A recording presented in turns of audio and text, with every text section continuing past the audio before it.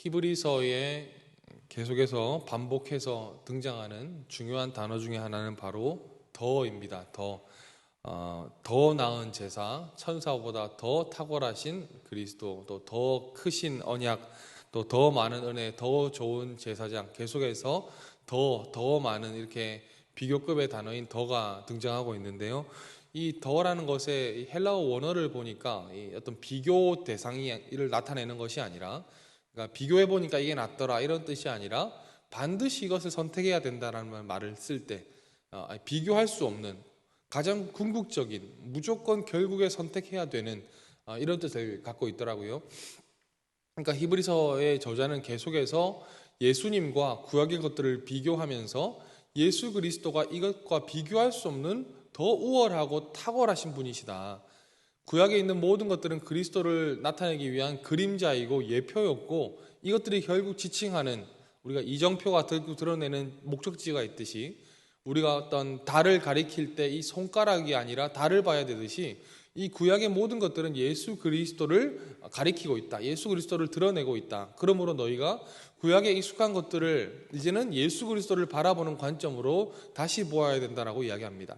그 중에 오늘은 11절 말씀에서 예수님께서 좋은 일의 대제사장으로 오셨다라는 것을 이야기하시는데요. 12절 말씀을 보니까 구약의 제사를 언급합니다. 염소와 송아지의 피로 하지 아니하고 오직 자기의 피로 영원한 속죄를 이루사 단번에 성소에 들어가게 하셨느니라. 그러니까 예수님께서는 스스로를 제물로 드리셔서 하나님 앞에 영원한 제사를 드리셨다. 구약에서 제사는 어떻게 했습니까? 집에 있는 가축을 가지고 제사장에게 가서 그것을 안수하여 잡고 제사를 드렸습니다. 시간적으로, 공간적으로, 또 그 속죄의 효력에 있어서는 큰 한계가 있을 수밖에 없었습니다. 과거에 있는 죄를 용서받지도 못했고, 또 미래에 일어날 일에 대해서도 늘 불안했고, 또 지금은 이 죄가 용서받는다고 하는 이 불안한 제사로 용서는 받았지만 또 삶으로 돌아갔을 때는 이 자신의 모습에 전혀 자신을 가질 수가 없는 상황이었다는 것이죠. 그런데도 이제 그 제사 또한 그렇게 불안한 제사지만 그 제사도 효력이 있었다.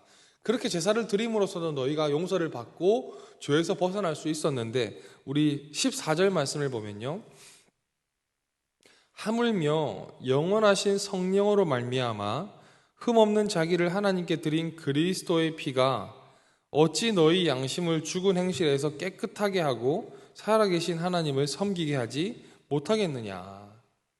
이것도 비교하면서 하물며 이런 구약의 제사도, 이런 불완전하고 제한적인 구약의 제사 또한 너희를 깨끗하게 하는 일이 있었는데, 하물며 예수 그리스도께서 스스로를 제물로 드리신 이 영원한 제사가 너희를 죽은 양심에서 건지지 못하겠느냐, 너희를 죽은 행실에서 깨끗해 하지 못하겠느냐, 너희를 하나님을 섬기게 하지 못하겠느냐라고 이야기하면서 예수 그리스도께서 드리신 십자가 사건이 우리를 죽은 양심에서 건질 뿐만 아니라 하나님을 섬기는 성도의 자리로 우리를 이끌어가게 된다는 것입니다. 우리가 신앙생활을 하면서 많이 빠지는 함정 중에 하나가 뭐냐면, 예수님께서 나를 구원은 하셨어요. 나를 죽음에서 건져는 주셨는데 그 이후에 있는 삶에서는 이게 오롯이 나에게만 달려있다고 생각하는 것입니다.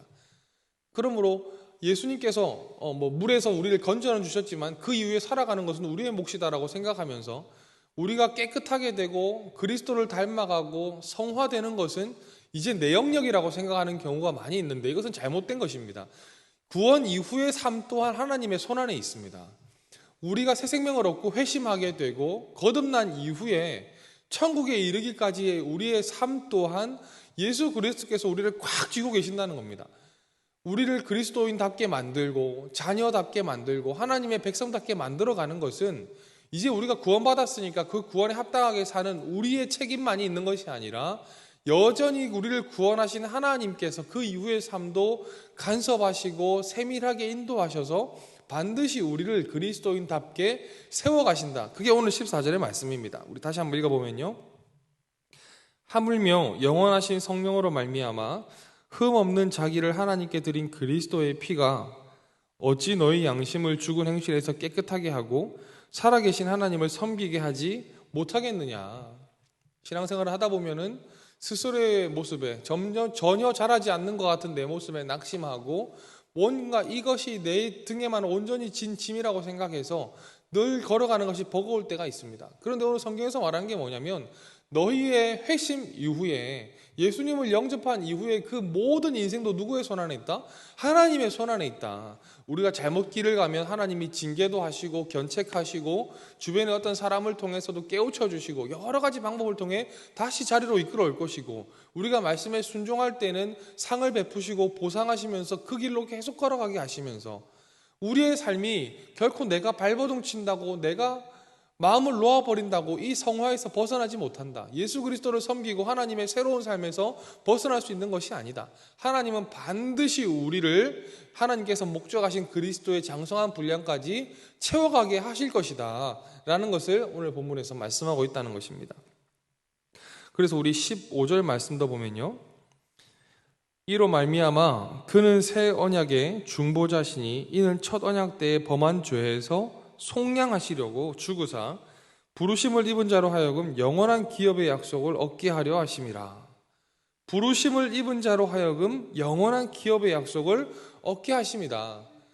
구원으로 부름을 받은 너희가 죄짓고 여전히 과거의 습관에 빠져서 다시 구원이 취소되고 과거로 돌아가는 그런 일은 하나님께서 허락할 수가 없는 일이다. 내가 너희를 불렀고 창세전에 계획했고 때가 참에 성령께서 임하셔서 예수 그리스도를 주로 고백하게 한 그 성도에게는 그 남은 삶 가운데 지금 내 모습이 너무나 부끄럽고 계속 반복되는 죄에서 벗어나지 못하고 내가 이렇게 해서 구원받을 수 있을까라고 하는 불안한 감정이 계속 들으면서 낙심이 찾아올 때 오늘 성경에서 말하는 건 뭡니까? 예수 그리스도께서 너를 붙들고 계신다. 영원한 제사를 드리신 대제사장이신 예수 그리스도께서 너희를 절대로 과거로 돌아가지 못하도록 강력하게 붙들고 계신다. 그러므로 우리의 삶을 바라볼 때도 함부로 낙심할 수 있는 구석이 찾아올 수가 없는 거죠. 내 모습을 볼 때마다 이렇게 살아서 뭐가 될까? 주변에 멋진 삶을 살아서 하나님의 복을 받고 멋진 간증을 가진 분에 보면 괜히 기가 죽고 이렇게 살아서 나는 믿음의 명문가를 이룰 수 있을까? 하나님 앞에서 뭔가 내세울 만한 좋은 것을 가질 수 있을까라고 불안한 생각이 들 수 있지만 우리가 거기서 항상 빠져서 허덕이지 않는 이유는 뭐냐면 우리 예수 그리스도께서 우리를 붙들고 계신다. 오늘 말씀처럼 어찌 너희 양심을 죽은 행실에서 깨끗하게 하고 살아계신 하나님을 섬기게 하지 못하겠느냐. 또한 15절의 말씀처럼 죄에서 속량하라고 주구사 부르심을 입은 자로 하여금 영원한 기업의 약속을 얻게 하려 하십니다. 우리 하나님께서 우리를 구원하신 것은 그 이후의 삶 또한 세밀하게 간섭하셔서 너희의 삶 가운데 반드시 내가 너희에게 목적한 열매를 빚어낼 것이다 라는 하나님의 실패하지 않는 의지가 담겨 있다는 것입니다. 그러므로 히브리서 9장에서 계속 말씀하고 있는 것은 우리의 더 좋은 제사장이신, 더 완전하신 대제사장이신 우리 예수님께서 우리의 남은 인생 가운데 우리를 이끌고 가실 것이라는 견고한 인도하심에 대한 확신을 우리에게 권유하고 있다는 것입니다. 사랑하는 성도 여러분, 우리의 구원은 죄에서 건짐을 받는 것 같은 회심과 예수님의 영접하는 데서 그치는 것이 아닙니다. 그 이후에 우리가 주 앞에 설 때까지 우리는 그 구원의 영향력 안에 있습니다. 계속해서 예수님께서는 우리를 감동케 하실 것이고 우리를 은혜의 자리로 이끌어 올 것이고 우리가 음부의 자리를 펼지라도 하나님이 거기 계신다라고 하는 시편의 저자의 말씀처럼 예수님이 그까지도 찾아 들어오셔서 우리를 끌어내서 반드시 은혜의 자리로 세울 것이고 우리가 의도적으로 불순종할 때는 잘못되게 했으니까 벌도 내리실 것이고 잘못된 일에 대한 징계도 하실 것이지만 그렇게 여러 가지 우리가 생각할 수 없는 많은 부분들을 하나님께서 인도하시면서 반드시 우리는 복받는 자리로 가게 된다라는 것이 우리에게 오히려 원동력이 되고 소망이 되는 줄로 믿습니다. 말씀을 정리하겠습니다. 사랑하는 성도 여러분, 우리에게 더 좋은 대제사장이신 예수님께서 함께 하십니다.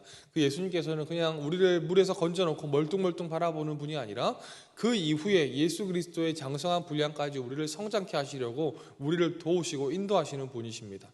우리의 삶 가운데 여러 가지 내가 해결할 수 없는 버거운 문제들, 스스로의 모습들, 또 여러 가지 환경들 가운데 낙심이 될 때마다 눈을 들어 예수 그리스도를 바라보시면서 예수님께서 이 문제 가운데 우리와 함께하고 계신다. 이 마음을 가지고 하나님께 영광 돌리는 그 기업을 반드시 우리에게 주실 것이라는 확신을 갖고 오늘도 믿음의 길을 걸어가게 되는 저와 여러분 되기를 주의 이름으로 축복합니다.